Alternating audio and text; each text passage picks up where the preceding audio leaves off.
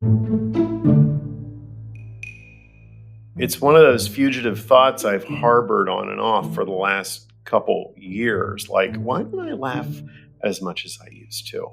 I still remember the laughs I had with friends back then. And once in a while it happens, but I don't feel like I've wept with laughter in recent years. And I don't know if that's a function of age or if it's because things are genuinely significantly less funny.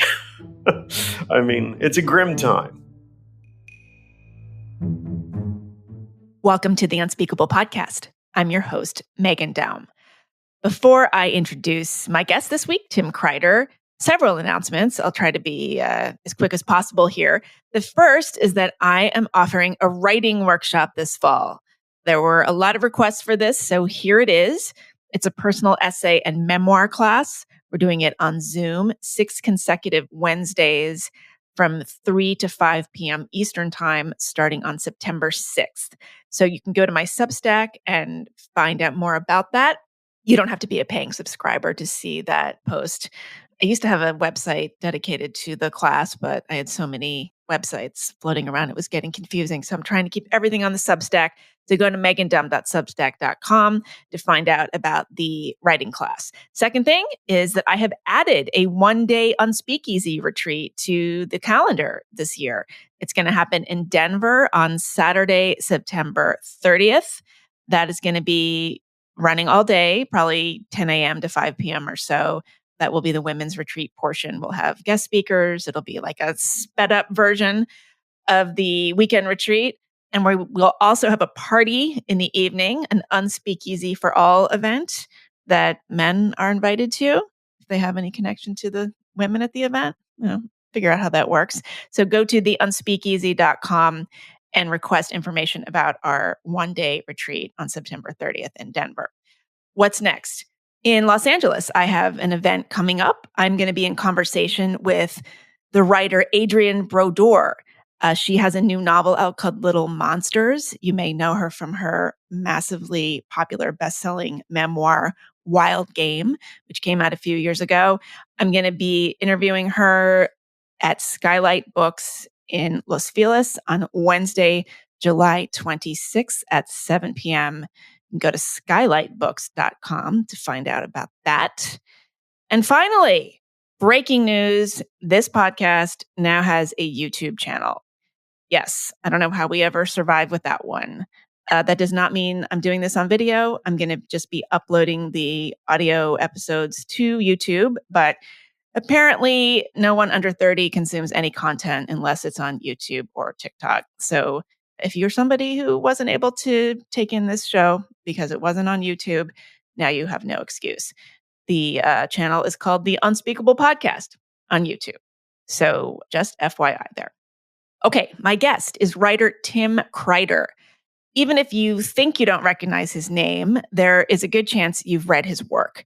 In addition to his 2 collections of essays, We Learn Nothing and I Wrote This Book Because I Love You, Tim has published many essays in the New York Times opinion section, nearly all of which seem to go viral.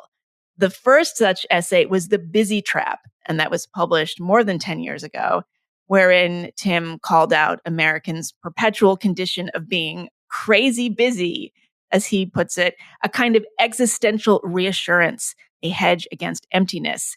Obviously, your life cannot possibly be silly or trivial or meaningless if you are so busy.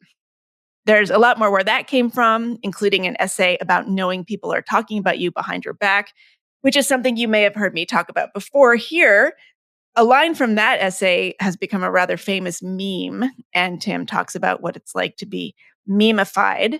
He also talks about his thoughts about writing about himself, writing about other people, getting stabbed, not having kids, the difficulty of living with another person as you get older, and also a phenomenon he describes as the soul toupee.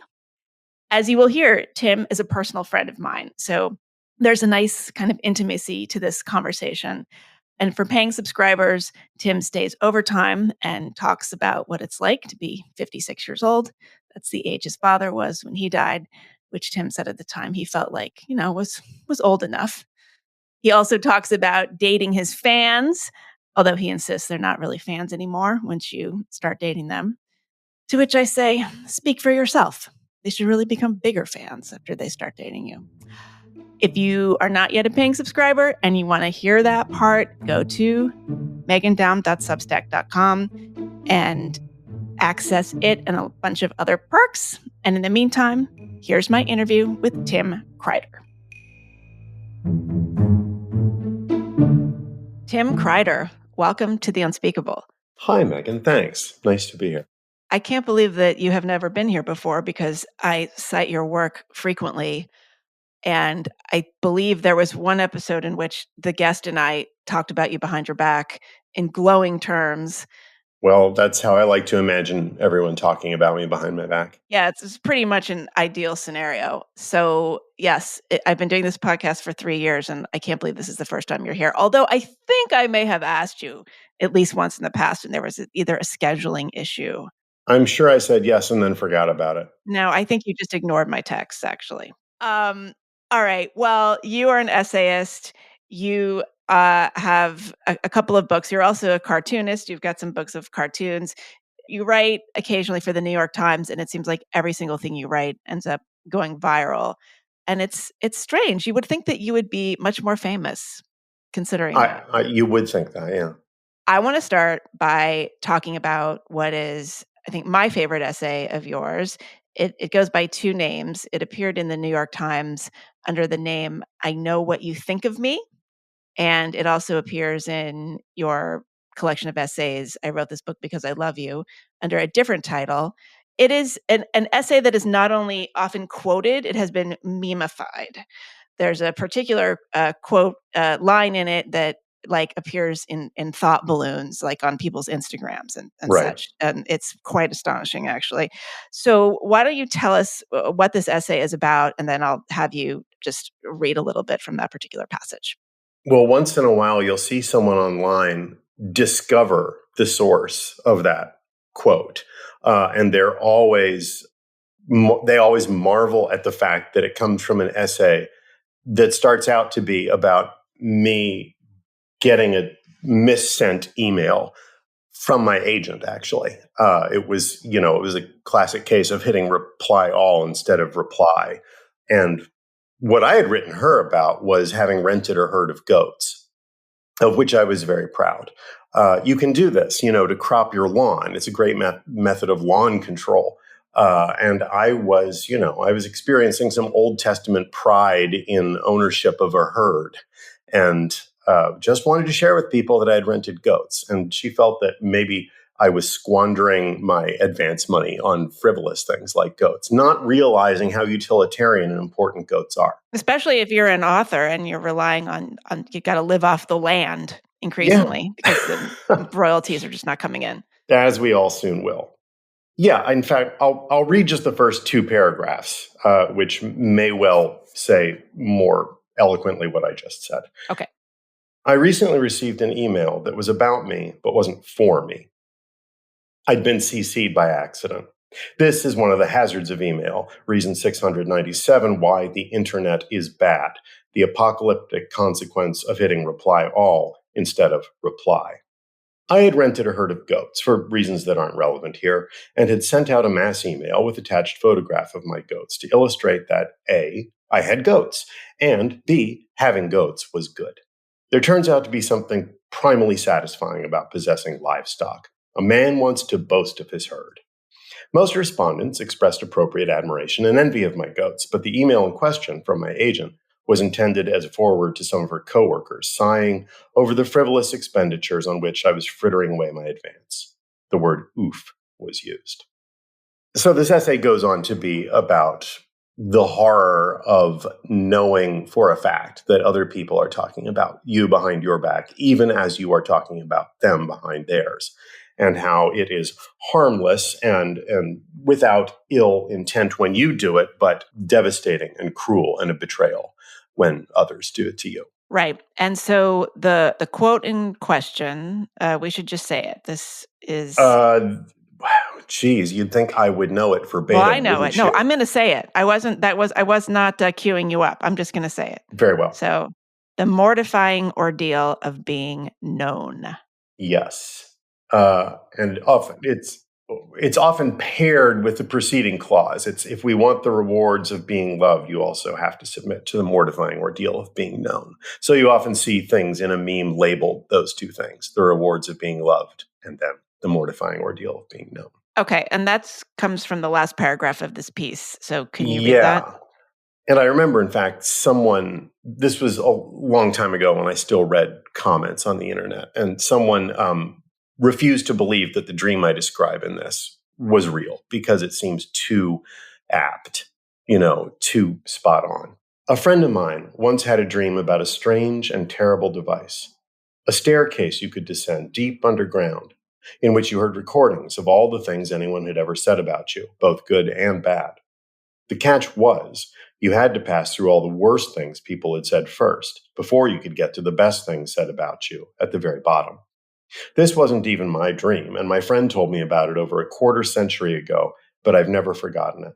There is no way I would make it down more than 2.5 steps of such a staircase. But the dream metaphor is clear enough. If you want to enjoy the rewards of being loved, you also have to submit to the mortifying ordeal of being known. So there we are. Why, of all the things I've ever written, that's the one that went viral and became a meme? Who can say? It's not for me. When you wrote it, did it feel profound or special to you in the moment? Profound or special. I don't know. I guess I'd be embarrassed to hope anything I wrote was profound. The best you hope for is this is not stupid. This is an insight original enough or that you haven't heard often enough that it seems worth saying. That it seems worth people's time. I mean, people talking about you behind your back, it is kind of like the final frontier of self-awareness. There's just no need to know what they're saying. It's kind of like you don't need to know what your ass looks like. You really just don't need to see the back of yourself. Yeah. Well, I mean, as I said, I don't read internet comments anymore. And I stopped doing that very early on in my career as even a minor public figure.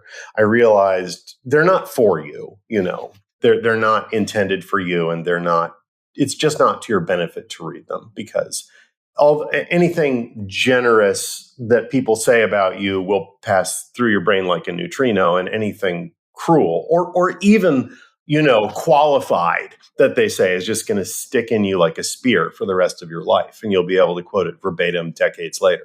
But the piece is not about internet comments. It's about our actual friends. So read the part where you talk about we're all ridiculous, just how absurd all of us are and how our friends observe it. Let's see. Those moments when you overhear others describing you without censoring themselves for your benefit are like catching a glimpse of yourself in a mirror without having first combed your hair and correctly arranged your face. See, this speaks to your, it's best not to see your own ass statement. Right. Or seeing a candid photo of yourself online, not smiling or posing, but just looking the way you apparently always do, oblivious and mush-faced with your mouth open. I've written essays about friends that I felt were generous and empathetic, but that they experienced as devastating. I've also been written about in ways I had no factual quarrel with, but that nonetheless made me wince to read. It is simply not pleasant to be objectively observed. It's proof that you are visible, that you're seen in all your naked silliness and stupidity. Needless to say, this makes us embarrassed and angry and damn the people who've thus betrayed us as vicious two-faced hypocrites, which in fact everyone is. Gossiping and making fun of each other are among the most ancient and enjoyable of human amusements. And we should really know better than to confuse this with true cruelty. Of course we make fun of the people we love. They're ridiculous. Anyone worth knowing is inevitably also going to be complicated, difficult, and exasperating, making the same obvious mistakes over and over, squandering their money, dating imbeciles, endlessly relapsing into dumb addictions and self-defeating habits, blind to their own hilarious flaws and blatant contradictions, and fiercely devoted to whatever keeps them miserable. And those people about whom there is nothing ridiculous are the most ridiculous of all. It is necessary to make fun of them in order to take them as seriously as we do.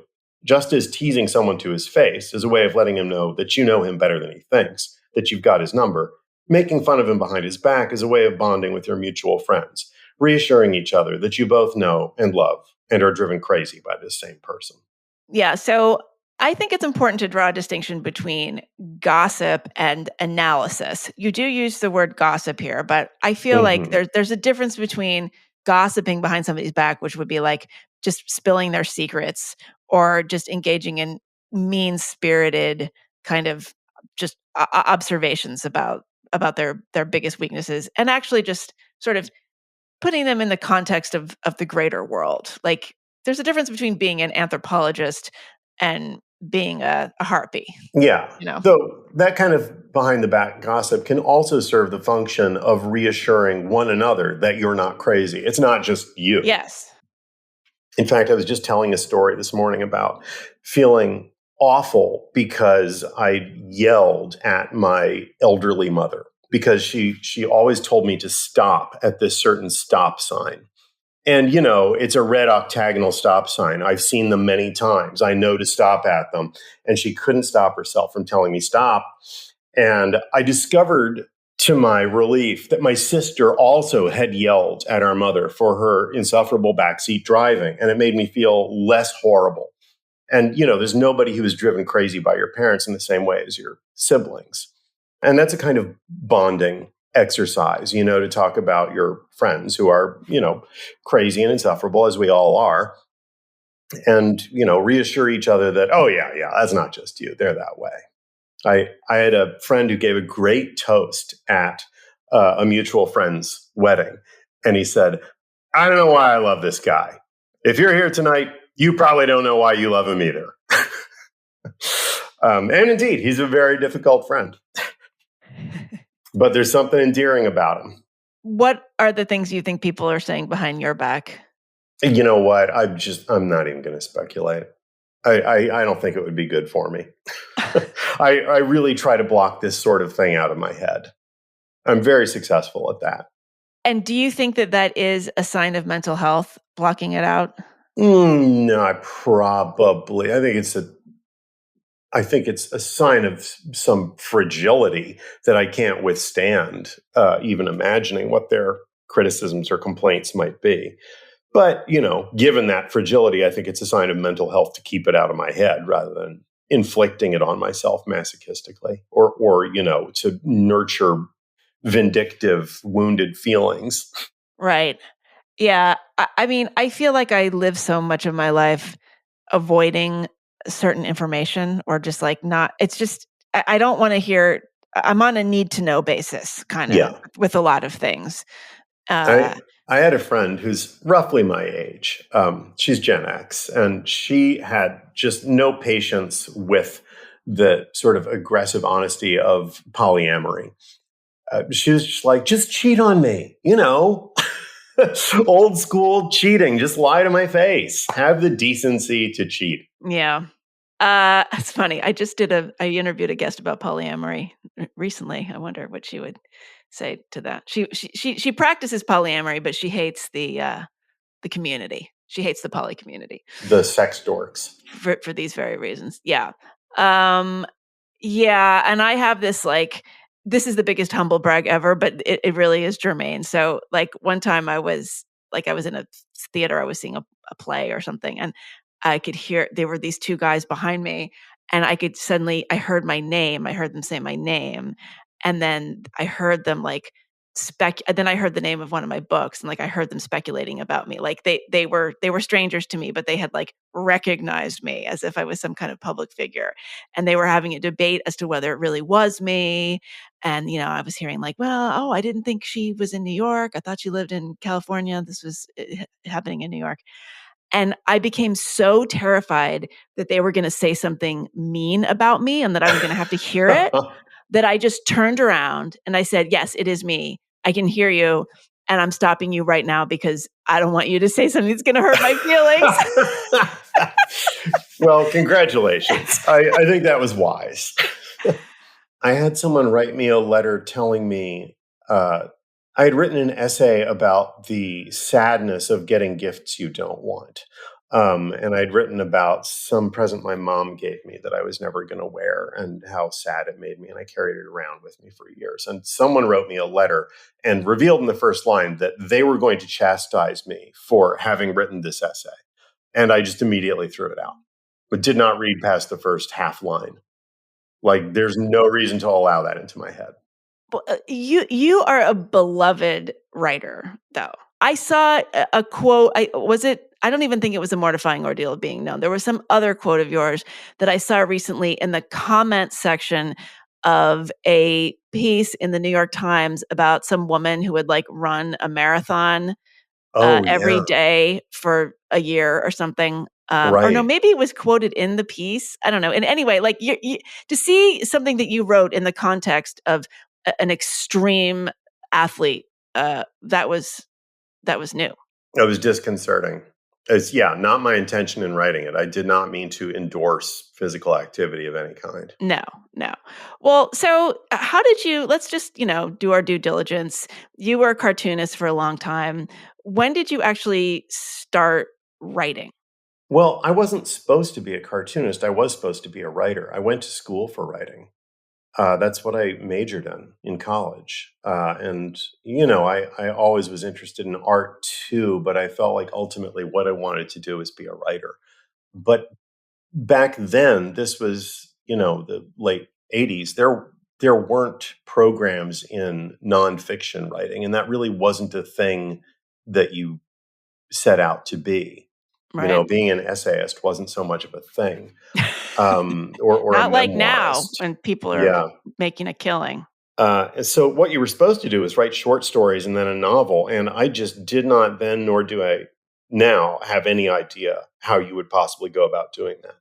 And instead, what I did was wrote just hundreds of letters to friends and other correspondents over the years. And I never stopped doing that. And occasionally I would write an essay or article about something or other, but I was mostly being a cartoonist, getting paid $20 a week. And that finally ran its course. Like, I became a political cartoonist in the War on Terror years and got burnt out on that. And then I just got published by sort of a fluke in the New York Times, which started career number two as an essayist, which was now a thing you could be. Also, not very lucratively, but you could be For one. $40 a week. Right. Yes. Yeah.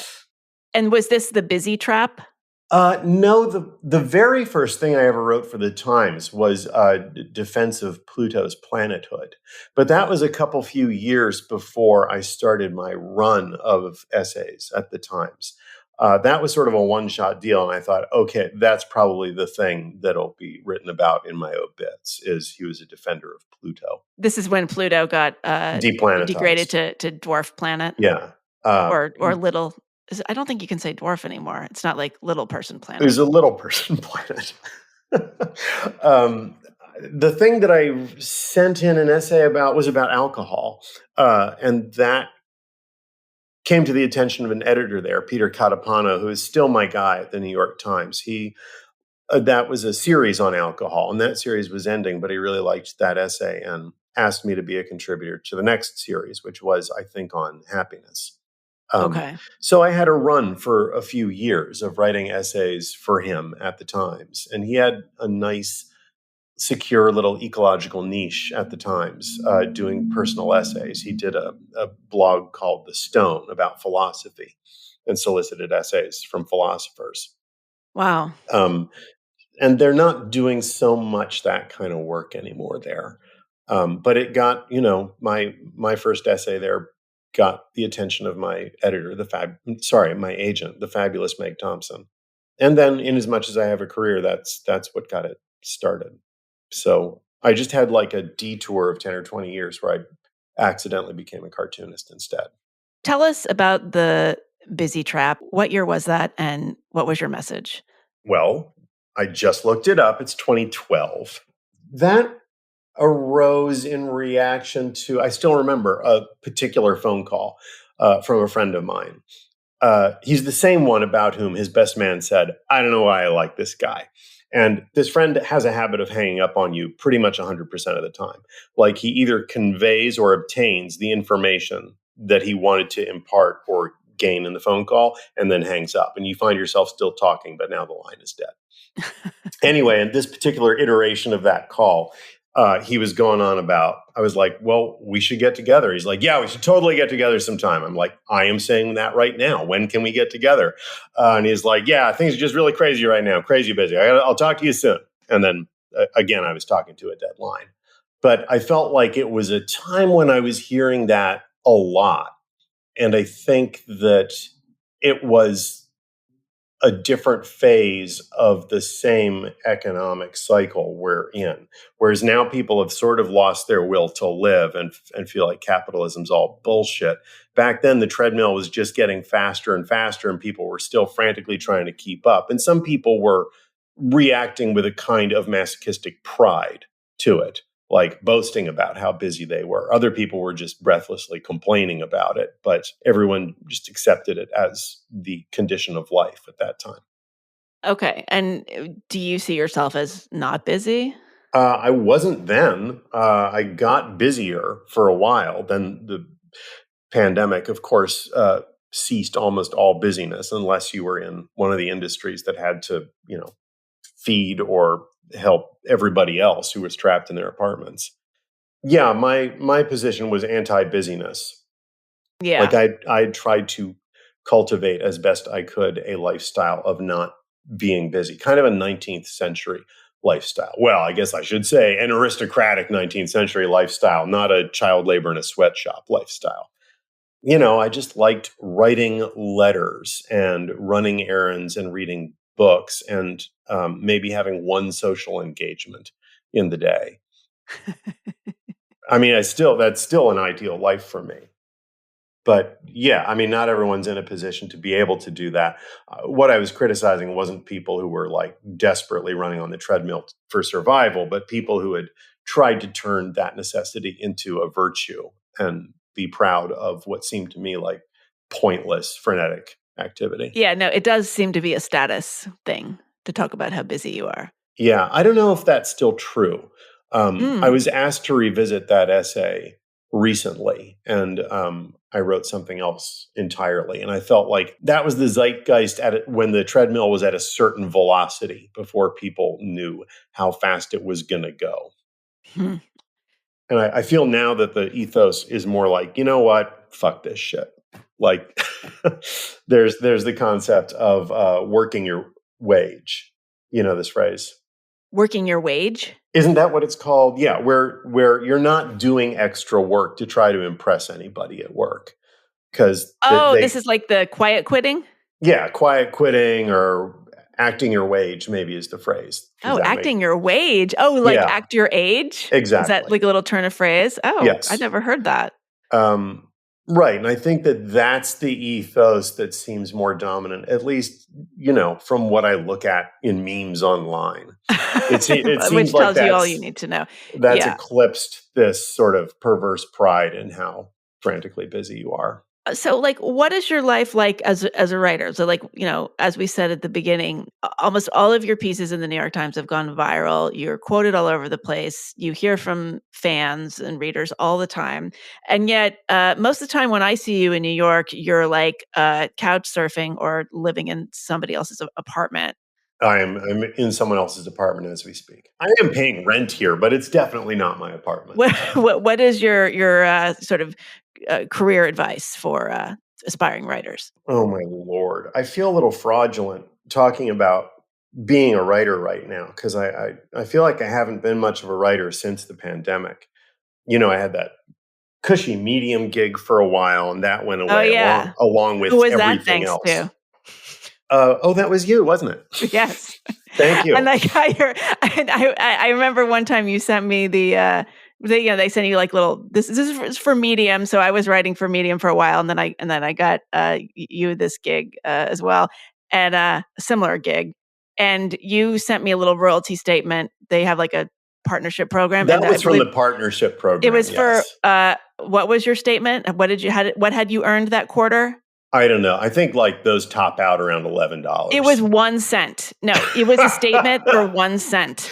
And That's funny. I think of you all the time because I periodically get those statements, and I believe the last one I got was for $3.04. That's pretty good. Once in a while, there's some crazy spike in my popularity, and I get like $11, $12. Yeah. Yeah. Uh, Okay. but that was aside from the partnership program, and that was just a standalone piece where they're not paying you outright. But if it takes off and goes viral, then you'll share in the profits, which are like along the lines of 1 cent a month.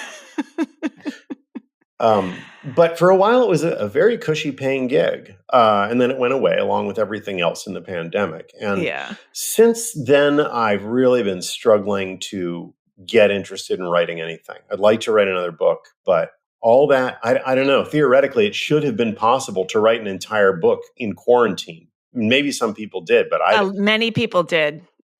well, And damn them all. many people, I know some people who wrote entire novels in like the first 6 weeks of the pandemic. Well, I hate them. They're not coming on this show. I can tell you that. No, I don't know, my attention span really suffered. My ability to concentrate did. I mean, social worker friends of mine are very consoling about this and say, a lot of your attention gets devoted to stress, to going into survival mode.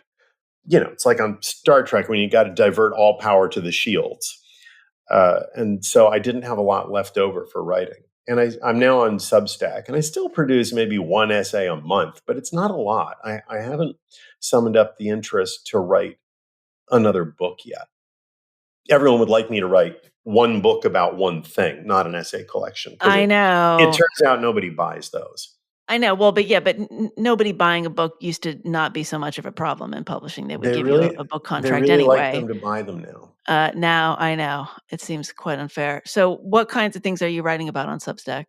I just wrote a piece about the importance of choosing a good artistic nemesis.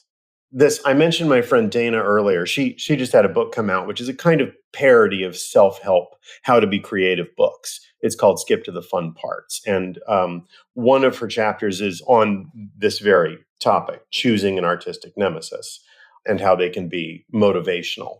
And we had a conversation about it. And a lot of my essays start out as conversations with people. I want them to read like conversations around last call. Uninhibited, but still lucid. And so I wrote about how a nemesis is helpful to you. It can be beneficial to the extent that you define yourself more clearly in opposition to this person. Right. They are something you do not want to be. Oh, okay. Not somebody that you're jealous of. I see. You may well be jealous. Often it's someone like, I'm not jealous of, I'm not summoning up any good popular examples to mind, but it has to be someone who does something sufficiently similar to what you do that you can recognize their game and you can call them on their bullshit. Like you can see where they're being lazy or dishonest or eliding something, and it bugs you. But and what especially if they're highly successful doing that. I was going to say, what if they're more successful than you? How can you that's when they're your tolerate nemesis. that? I see. Well, how is it writing directly for an audience? I mean, this is something that I struggle with. I don't think you and I have not talked about this particular thing, but I have found writing for Substack fairly vexing because I don't like asking people for money. I know you're not asking them for money. They're paying for a product, but I would far rather get paid by a faceless corporation than by individual human beings whose names and email addresses I can see. And I can see when they sign up and when they unsubscribe. And I also find it very weird not to have an editor. Yeah, I know. You have to self-edit, which hopefully you're fairly good at by now, but you still don't have the advantage that an editor does of not being you.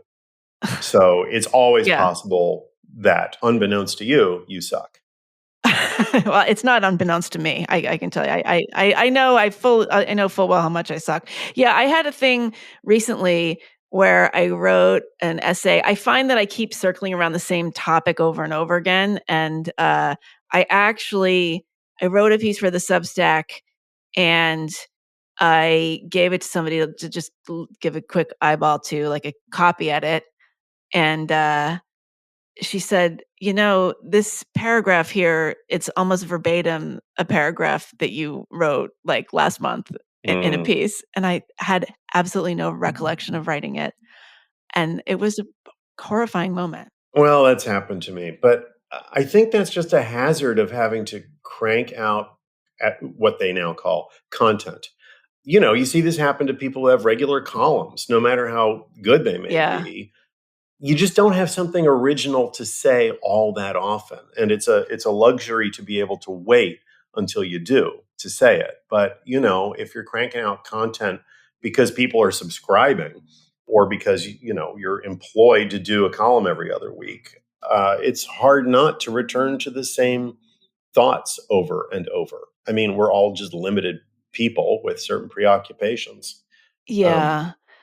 Well, how do I you mean, it's feel? one.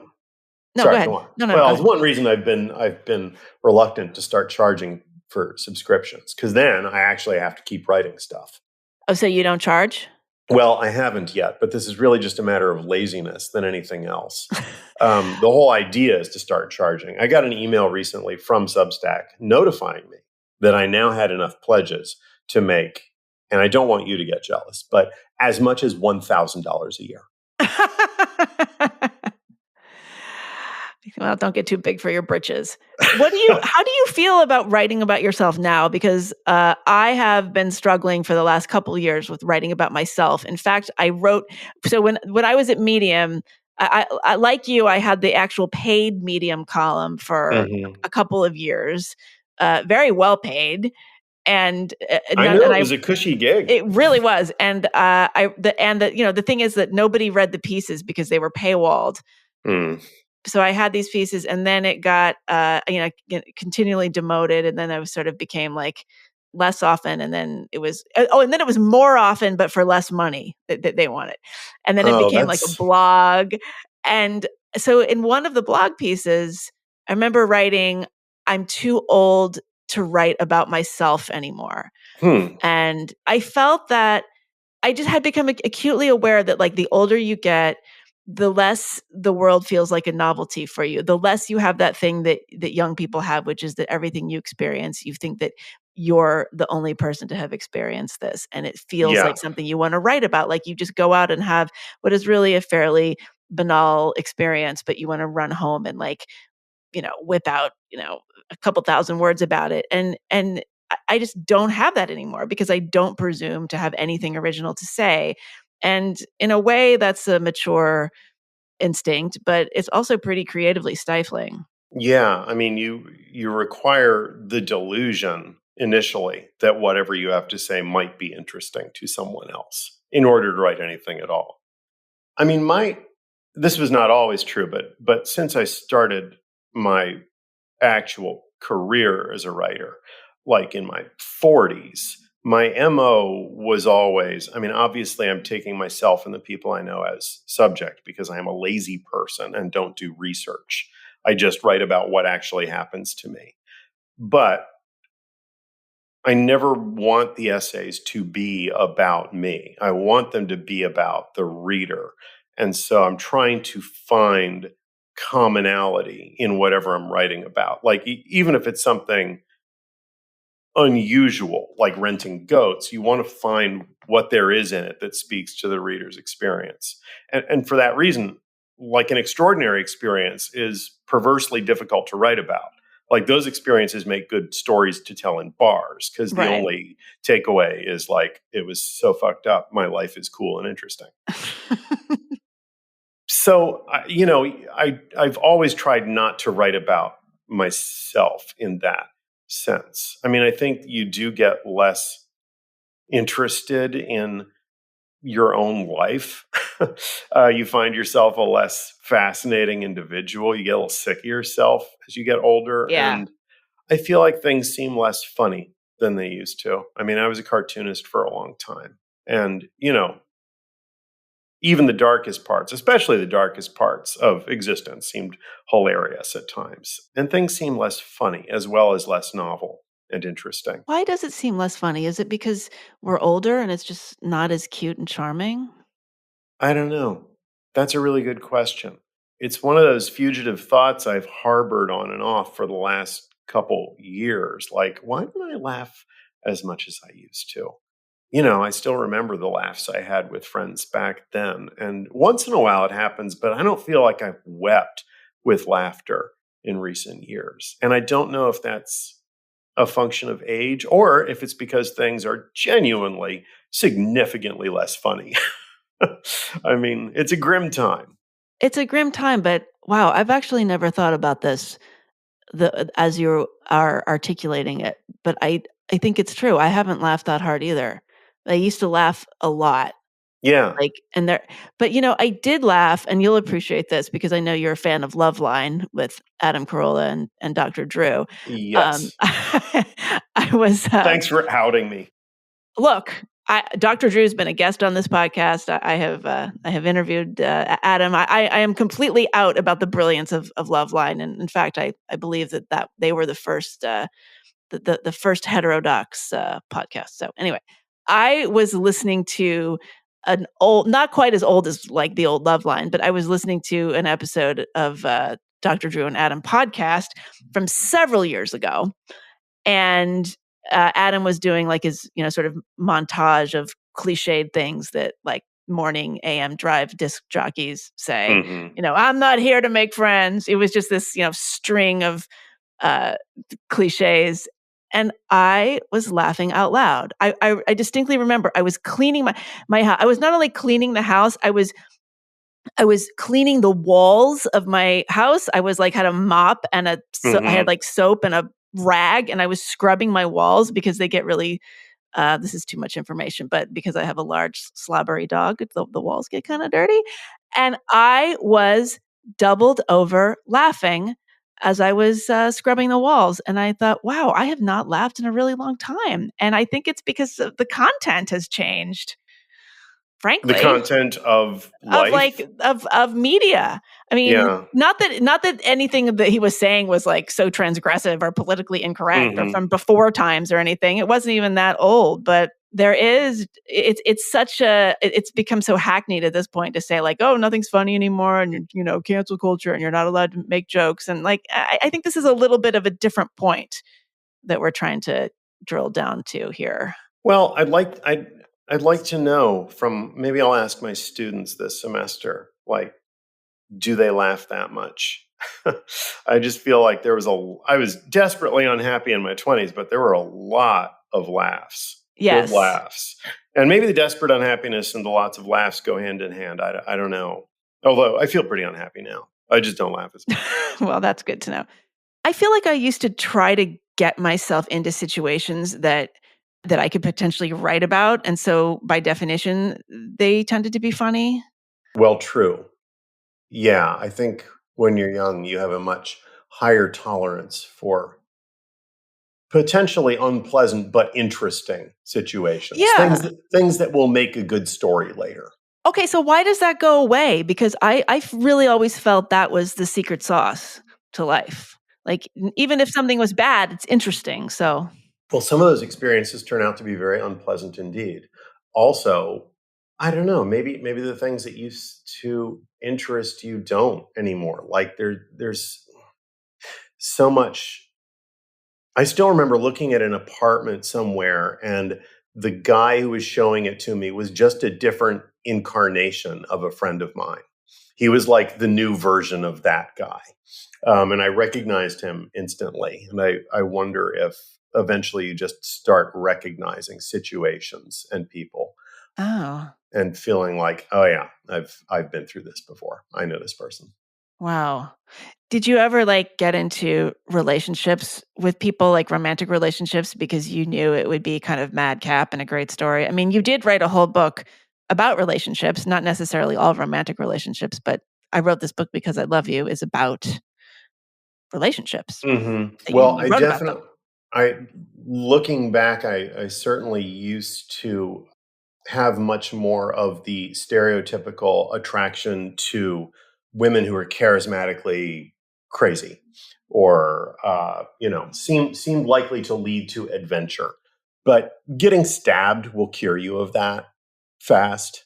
And, you know, there was a woman involved in the incident where I got stabbed in the throat. And I Yeah, just have, wait, hang on. I don't think we can just leave this hanging here. So you did get stabbed, and you've written about this, but I didn't yeah. realize that there was a woman involved. Yeah, it's not that interesting a story. I hesitate to get into Well, I it. mean, you can't just drop it in there. Well, you know, I still remember at the youth hostel where I was staying, there was another girl who I absolutely should have been more interested in, but wasn't because she wasn't, you know, a dangerous alcoholic, which back then apparently appealed to me. I wouldn't have put it in those terms, you know. I would have uh, said, "Oh, she's just, you know, she's interesting. She's whatever." I don't even want to listen to the voice of my younger self talk about that. But yeah, we just got into a situation. She got kicked out of a bar that we were in for, you know, being sort of a belligerent, sloppy drunk. And I was walking her back to the youth hostel, and we met two other people, one of whom was the responsible friend walking his belligerent, sloppy drunk friend back from whatever bar they'd been at. And our belligerent, sloppy drunk friends got into it with each other. But because mine was a woman, I was the one who got stabbed. It's a very chivalrous But culture. you got how did this not end in happily ever after? That's so romantic. You got stabbed Yeah. defending her honor. Sounds Well, like. that was not the end of the relationship. It did go on for a while after that, to my discredit. But that, and you know, it's not like I learned a valuable lesson from that experience. That makes it sound too pat. I just found that the appeal of a certain kind of, you know, energy, a glamorous dissolution or erratic behavior really waned for me. Mm. Like I remember going on another date with someone who turned up very late for the date, and they had some crazy story to tell me about why they were late. And it just sounded like their life involved a lot of chaos all the time. And I never saw them again. So when did that start to lose its appeal for you? Because I feel like I hear about, situations where people would be on a date and the guy will be like, "Oh, I'm ready. I'm tired of crazy women. I want Mm. somebody reasonable. I want somebody, I can talk to. I want somebody level-headed." And then like it's not really true. They still want the crazy lady. So like, yeah, how do you parse that? I would say that I still value people for being interesting above other traits that might be wiser to value them for. Like, you know, I have friends where our the Venn diagrams of who we choose as friends overlap to some extent, but it's clear that we prioritize different things. Like some people want their friends to be nice people, and some people, I want my friends to be interesting, and not because like they amuse me or give me good material, but I don't know. It's just what I I like. know. Do Like you think your friends are nice? Do you care that they're nice? Or is that a drawback? they're mostly nice. My friends who are not nice are, you know, lesser dosage friends. I think you can be kind without being nice. Oh, for sure. Yes. And kindness is important. Niceness, less so. Yeah. Niceness is a matter of, oh, I don't know, manners and social mores. And kindness is more about actual ethics and, you know, Right. what you might call the heart. But, you know, I just visited a friend for the weekend. And one of the things I love about that guy is when he opens his mouth to address some new topic or issue, I have zero idea what he might possibly say. Like, what will his opinion be? I don't know. Something cockamamie. But there's no way I could predict it. And I enjoy that about him immensely. So the way you and I got to know each other is you contributed an essay to the anthology that I edited about choosing not to have kids. You were one of 3 men in a collection of 16 essays. Oh, gee, I didn't realize the demographics were that skewed, but you're Yeah, right. but I actually think it's a good ratio because, like I said in the foreword, I think it's about consistent with the degree to which men fret about this versus women. Yeah, Jeff Dyer also had a piece in there, and Paul Lisicki has a piece in there. So you're in good company. And I wonder, like, do you find that because you're not a parent, getting older, sort of there's not, the material is not right in front of you as much. Like, and by no means am I saying like this is why you should have kids. The only Right. worst reason for having kids than like they take care of you when you're old is like so you can Something to write write about them. about. Right. but it is, I don't know, like there is something about growing older without that kind of noise in the background or stimulation Mhm. that does leave the well perhaps a little more dry than it would be otherwise. Although writing about your kids is ethically fraught. I mean, I think Yeah. we're the first generation of writers even to pause and worry about that. Like it used to be, that I suppose your alcoholic famous writer mom would say, "It's a romantic clef, get over it." But yeah, there's the question of using kids as material. I mean, you can ask them, but can they give consent? Right. But even just like understanding the world, you know what it is? This is, I think, what I'm saying. Like, I don't keep up with the culture. I don't know. I could not name but one Taylor Swift song. I don't know I don't understand any technology. I don't know what's going on. I don't care. Yeah, I feel okay about not caring about that. I mean, pop music is the same always, and it does not matter to me what the current flavor or brand name of it is. And I'm proud of not caring about that. It's not a thing I need to clutter up my head with. But I do think that your life lacks a certain obvious raison d'etre and narrative if you've chosen not to have kids. And I think that may be one reason people do it is like whatever else, you get up in the morning, you got to do that. And, there's still growth and change for the better sometimes when you have kids. Whereas if you don't, you're looking at a story of gradual decay. So you're missing that built-in narrative that goes with having children. I don't think that's a good reason to have kids either. But for sure, whatever's the main story going on in most people's lives at this point is not what's going on for you and me. So, how are you feeling about your decision not to have kids these days? It's interesting. Both, I wrote that essay about not having kids, and I also wrote the essay about the mortifying ordeal of being known. And I feel like subsequent events have called me on my bullshit in that I'd never really had to confront either of those things in the way that I've had to since then. Like in one case, the mortifying ordeal of being known, I lived with someone for the first time in my life, in my 50s. I've never lived with anyone before. And that's the mortifying ordeal of being known. Like, just to be brief, what's difficult about that is not that the other person is annoying. It is that you are annoying. It is that you are a very annoying, boring person who does nothing but complain all the time. And now somebody knows that and gets to experience it 24/7. Whereas before, no one had, people just got this carefully curated version of you that was interesting and had funny things to say. And they could imagine the rest of you, not realizing that 97% of you is just like guy on drugs on the couch looking at memes. I know. It sounds, you describe a perfect marriage.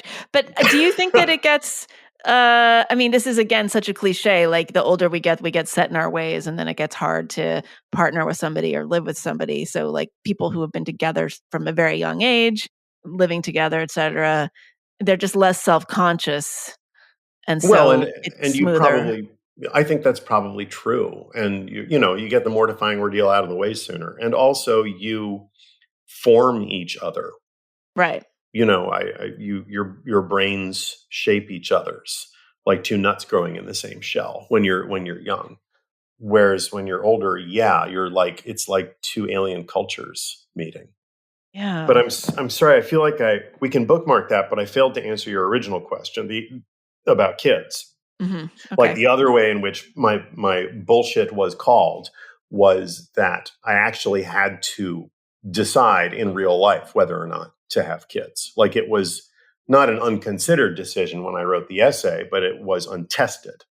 But, someone I loved and had been in a relationship with for years wanted to have kids. And I had to decide to have kids or we had to break up. And it was a very horrible time in my life. No, I remember it. I mean, yeah, we talked a lot, and I don't think I'm telling tales out of school, but so you and I and Laura Kipnis, who's also been a guest here, we'd get together periodically. And Laura was also in my book about choosing not to have kids. She chose not to have kids and wrote an essay about it. And I don't know if you know this, but she and I would talk behind your back about how we thought that you should probably just bite the bullet and have kids because your Why girlfriend, so? because she's so lovely and you obviously had this wonderful relationship and your girlfriend was willing to like, well, how did this go? She had a great job. Was it you were going to have to be the primary caregiver? Was that part of it? I mean, that wasn't an explicit arrangement, but it seemed likely She did that's have what a might better happen. job than you. Yeah, it was. Well, She she was had making a job that she making had more to go money, to but this was very and that interesting. they paid her money for, yes. Right. And Laura and I, we admitted to our own hypocrisy even as we talked about this because we said, okay, are we being actually sexist? Because on some level, we're saying, all right, if Tim, it would be unacceptable for us to have kids and the world needs to take our decisions seriously and our reasons seriously. But Tim should just go along with it because like he's only the dad and it's not going to disrupt his life as much. Only the dad. Yeah. Well, I don't know that you are wrong. Who knows? I mean, I think if I say one thing that might be of use to anyone else in this interview, it would be this. I realized too late that what would have clarified that decision would be this. I spent all that time trying to want to have kids, and I didn't. I did not want to have kids. I've never wanted to, and I wasn't going to suddenly start wanting them. What I wanted was to be with this person. So the decision I had to make was, well, given that you don't want kids, but you'll have to have them to stay with this person, do you want to do that? Instead of waiting magically for my mind to change somehow. Whether I would have done that had I framed it differently, I don't know. I'm not sure it would have ended any differently. I think you should probably want to have kids. Generations of kids raised by people who didn't necessarily want them would probably testify to that. Yeah. And I too wanted to have kids and had quite a sad, marriage relationship situation. It's also true that most people who have kids seem not to regret it, or at least they don't admit it. Well, have you ever typed "I regret having kids" into Google? I have not. Perhaps that would be a balm to me. Can't believe you didn't do that while you were doing all this soul searching. Yeah, there's quite a lot of people who sotto voce will say that they regret having kids. It's absolutely the last most unspeakable topic. Like nobody would say this out loud. It's not most people, but I think that it's certainly not unheard of. Well, and it's impossible to know the future. I mean, I've certainly changed in ways I would not have anticipated years or decades ago. And it's quite possible that I would have changed beyond recognition. I'm certainly very devoted to my students as a teacher. So who knows? Maybe I would have been world's greatest father. But it also seemed possible that, like, well, what if I decide to do this and then do not like having kids? And then I'm trapped in a life I don't like. Yeah. Well, I mean, it's like the Matrix, right? That's the problem. I just spent a weekend with, as I told you, a friend of mine who's got a young child. And that kid loves me undeservedly for reasons unclear. Like he tells me, Tim, you're the best guy in town, which is nice to hear. But how big is the town, though? It's like a small Connecticut town. Still. Tell him to come to New York. But it's exhausting. Like kids are very high energy and they want your attention all the time. And I don't know that my fatigue from that would change, even if it was, everyone says it's different when they're yours. But how different would it be? I know. That's what my parents always said. We hate other kids, but we like you. Well, I'm sure that would have been true of me too. But it's just. I know. The other thing is, though, I mean, I agree with you 100%. I relate to everything that you're saying. But it's also true that when we think about kids, we think about little kids and we think about how labor intensive they are. For most of our relationship with our offspring, those offspring are going to be adults. Yeah, true. I mean, I think at a certain point they get to be people you can have a conversation with, and that must be nice. I mean, there's probably a very brief window where they can have interesting conversations with you and they actually want to. Well, before they realize you're an asshole and stop talking to you and become surly teens. right. But then but then they become adults. Hopefully they come, but and then they're yelling at you because you told them to stop at a stop sign. Okay. All right. I can see you've thought this through. So have you talked to a lot of other men about this issue, or did you feel very alone with this? I mean, I talked to most of the good friends in my life when I was going through this decision making or this, not decision making process. My friend who I saw this weekend is very happy. It's the best thing that's ever happened in his life. And he was not a responsible dude for most of his life. It's a radical change for him. But I have some male friends who are very comfortable in never having wanted to have kids, and then others who have them. And often you don't lose touch with people when they have kids, but you don't hear from them as much. Their lives are much busier, and they now are obliged to be friends with other people who also have kids. Yeah. Just circumstantially. Yeah. And one of the things I've noticed, and I've talked about this a little bit, is that when women talk about choosing not to have kids, there's often a kind of you go girl empowerment kind of flavor to it. And men, I think, get saddled with this Peter Pan syndrome stereotype. I would imagine people probably see me as a case of arrested development. Is this something that you actively think about now? Or is it like enough in the past? Well, no, I don't think I've ever stopped second guessing and regretting any decision I've ever made. My girlfriend and I, we live a good distance apart, and we're trying to work out a sort of life pattern where we spend some time in each other's places and some time apart. And everyone we've talked to about this, especially married people or people in long-term relationships, gets a little wistful about it and says, yeah, that sounds about right. Like spending maybe 2/3 of your time together. Mm-hmm. I don't know. I think even marriage is an odd institution. It's somewhat vestigial at this point. Like its original utilitarian purposes have crumbled, and there's this edifice left that was supposed to be ornamental. That's now the whole raison d'etre of, you will just be in love for the rest of your life with this person. And I think, there used to be extended families and just much more of a world that you shared. And I think, two people being a world for decades it's too much pressure for anyone to withstand. There's a lot of people looking around for other models right now. Are you suggesting polyamory is the solution? Oh, I'm not suggesting it for me. I'm just saying that culturally, lots of people are looking for some other model because this one appears not to be working so well. Yeah. What do you think of kind of the direction that human civilization is going in? Like, let's just start in terms of relationships, because we hear about how nobody, like the young people are not having sex anymore. They can barely date. I don't know whether that's true or not. But maybe between the internet and quarantine, they failed to be socialized. I mean, this was going on before quarantine, though. This is well, the internet also. Trend.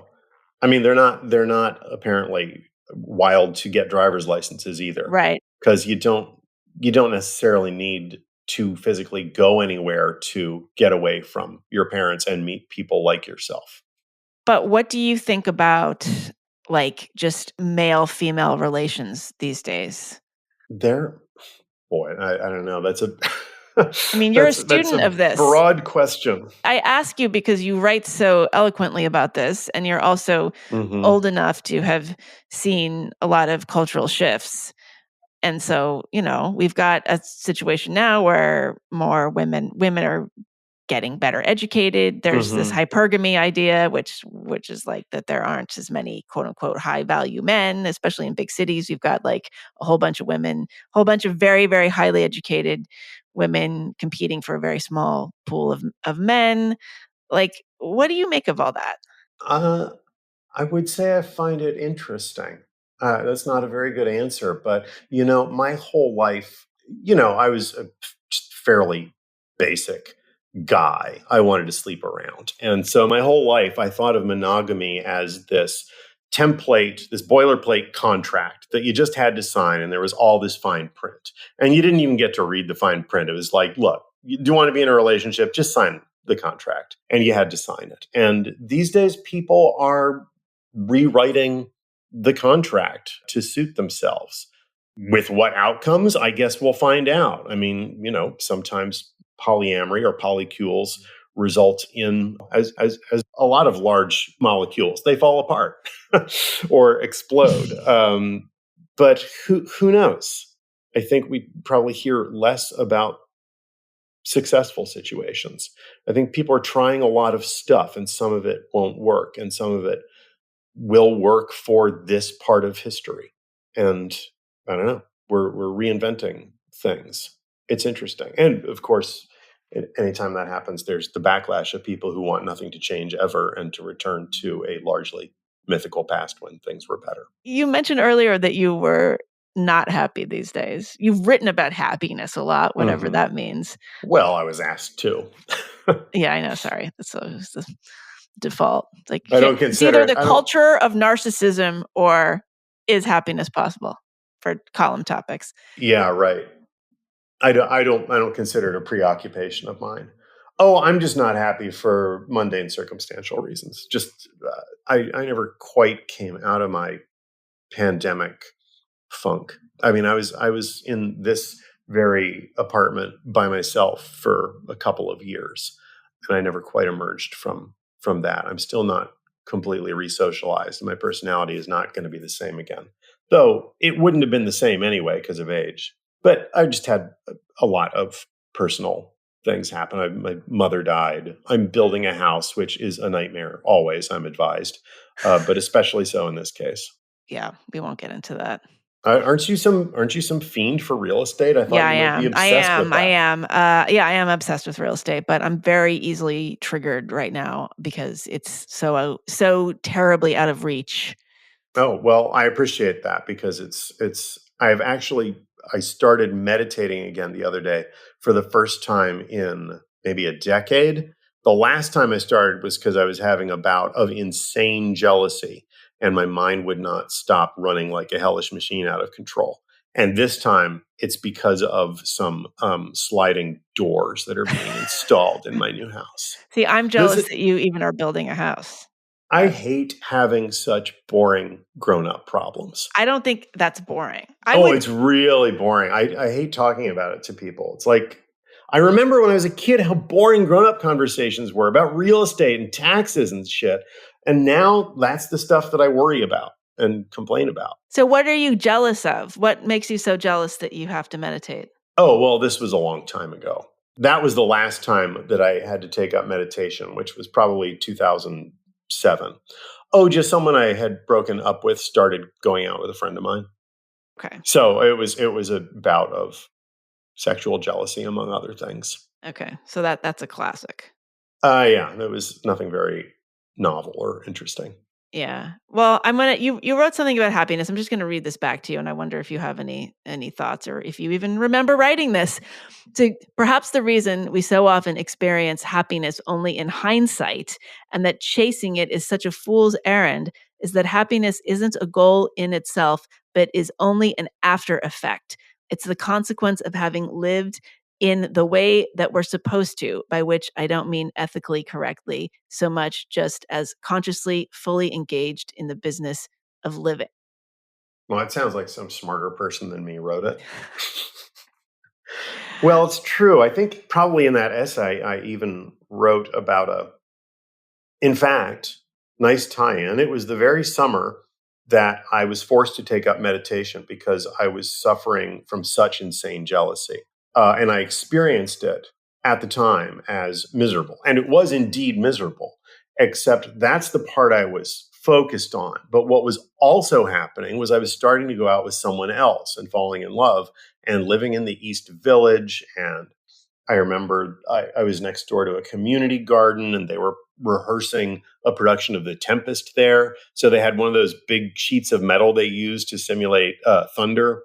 And I would hear that during the day. And I now remember it as a rather pleasant idyll, even though I experienced it at the time as miserable.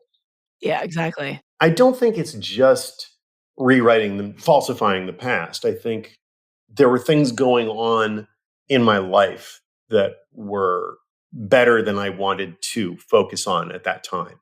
I was fixated for whatever reason on the foreground of being jealous and enraged, even though there was a whole other life going on simultaneously. And that's true of me now too.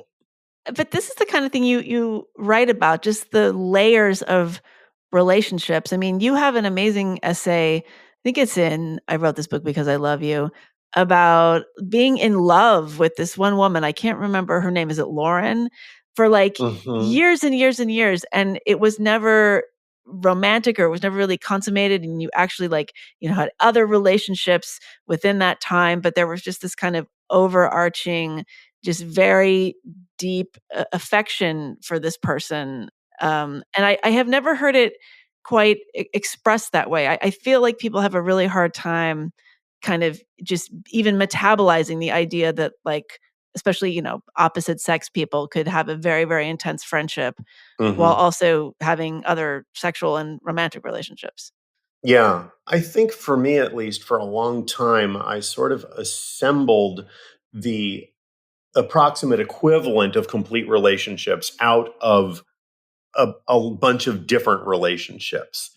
I was getting all the components from different people that, I think sorry, what's it called? Trad life, you're supposed to get from one relationship. Oh, I see. Well, this is what a friend of mine calls Frankensteining. So, like, you're just imagining, you're building in your mind, like, the perfect person based on different attributes of different people. Um, in fantasy, you would be able to assemble all the different characteristics you admire or desire from these people into one ideal person. But I think, especially if you're someone like me and maybe you, and you are averse to what a traditional relationship demands of you, it's easier to assemble, fragmentary relationships into something that mostly fulfills all those needs. But why are we averse to the demands of a traditional relationship? Probably boring infantile reasons, attachment theory, blah, blah, blah. But also, eventually, it might just be that, well, for whatever reason, that's the kind of person you turned out to be. And now you have to accommodate that. And I had a friend who realized during a hallucinogenic experience that she'd become an artist because she didn't get enough love and approval in her family, and she needed it from the world, from strangers. And that's why she became an artist. And she didn't need that anymore. She now had assembled a family of her own. She had enough love in her life, but that had made her an artist. And that's what she was now. So I think it's valuable to, go into therapy and get to the bottom of why you are the way you are, especially if you're not happy being the way you are. But then also at a certain point, maybe it doesn't matter and you accept, well, that because that's the kind of person I am. Yeah. And we live in a time when you are allowed to arrange relationships in a lot of unconventional ways, and you can probably come up with something that'll work for a while anyway. Yeah, I mean, I wanna talk more in the bonus about being the age that you are and kind of how this maps onto just getting older, but yeah, I mean, this idea of you just are the way you are. I mean, with the not having kids thing, people would ask me, "Well, why is it that you don't want kids? Like, was it something about your parents, or was it something about your childhood?" And the answer is that, like, it really just doesn't matter. Like, Hmm. what matters is that this is how you feel, and you're not gonna change your mind. I mean, there aren't any real rational reasons for wanting children. Right. I mean, it's a very powerful drive, but it doesn't make any sense. I mean, do you ever wonder, like, why you are such an sort of evolutionary anomaly? Like, why don't we have this basic drive that almost everybody else has? Oh, I don't know. There are probably some reasons in my own life that I could identify, but again, I think something that basic and deep, you maybe just have to accept, okay, I do not want that. I'm the kind of person who doesn't want that. But what do you do with that information? How do you construct a life? Like, I could still have decided to do it because other things were more important to me. But I don't know. I think that I'm not suggesting that like investigating your past or why you are the way you are is never useful. It often is. But there may be nothing you can do about the kind of person you are Yeah, in some I know. cases. I know. And that's fine. I mean, we love other people even though we recognize them as ridiculous and screwed up.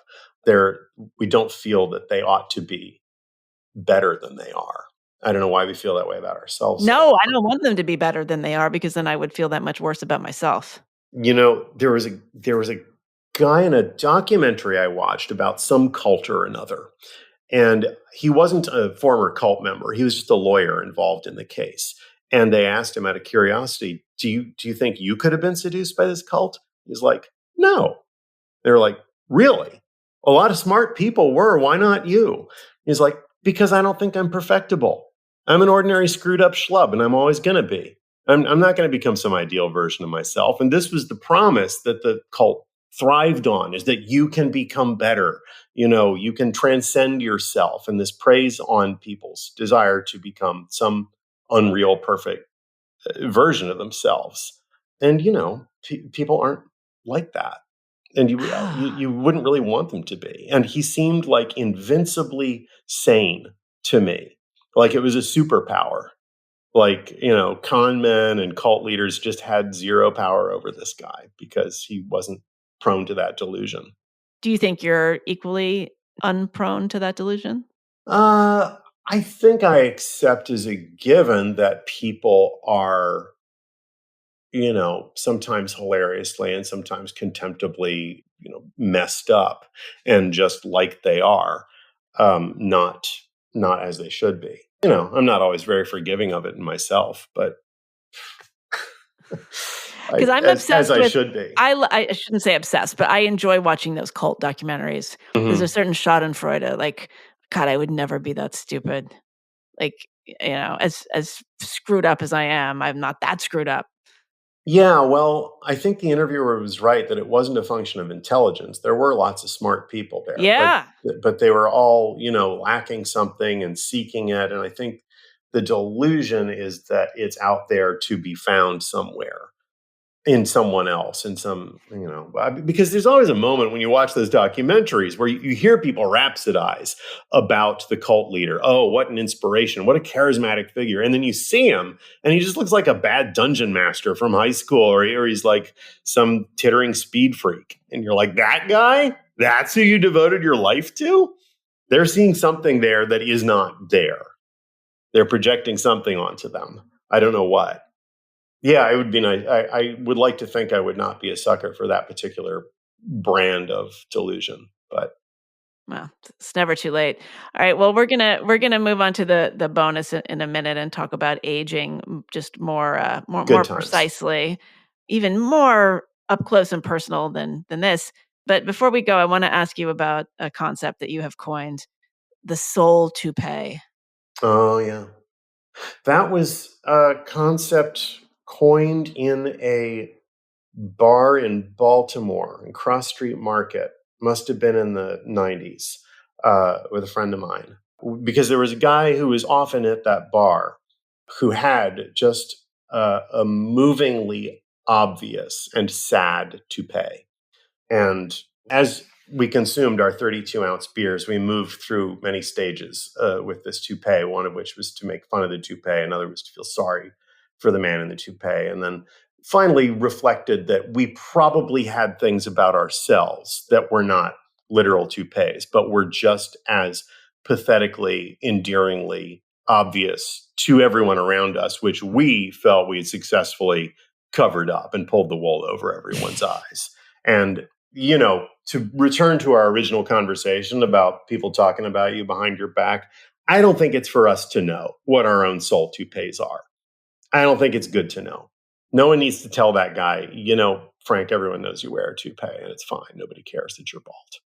I think it's just a mercy to let people wear their toupee because it's clearly a thing that they're sensitive about, unless it's, I don't know, embarrassing them further or just or giving them a rash or some kind of thing. Right. Unless it's causing a harm. I would just rather everyone as a mercy to me, a kindness, just not let me know what thing it is I think everyone doesn't know about me. All right, Tim. Well, thank you so much. We'll do this again. All right. That was my interview with writer Tim Kreider. He is the author of the essay collections We Learn Nothing and I Wrote This Book Because I Love You. He's been a regular columnist at Medium and has contributed to the New York Times, the New Yorker's Page Turner blog, Al Jazeera, Vox, Nerve, Men's Journal, lots of other places. He's also a cartoonist.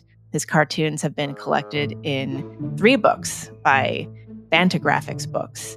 His cartoon, The Pain, When Will It End? We didn't even talk about this, but this is a big part of his story. Ran for 12 years in the Baltimore City paper and other alternative weeklies.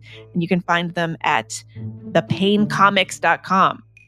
Again, if you want to hear the rest of this conversation, the bonus portion, become a paying subscriber to the Substack at megandown.substack.com. And you get lots of perks when you do that. What else? You can find this podcast on YouTube now, in addition to the other places where you usually listen to it. That's the Unspeakable Podcast on YouTube. There will be an Unspeakeasy one-day retreat in Denver on Saturday, September 30th. So go to theunspeakeasy.com to find out more about that. And finally, I'm going to be teaching a personal essay and memoir class on Zoom this fall, 6 consecutive Wednesdays, starting September 6th. So go to the Substack to find out about that. You do not have to be a paying subscriber to read that post. I'll be back next week with another super nuanced guest. Thanks for listening. See you next time.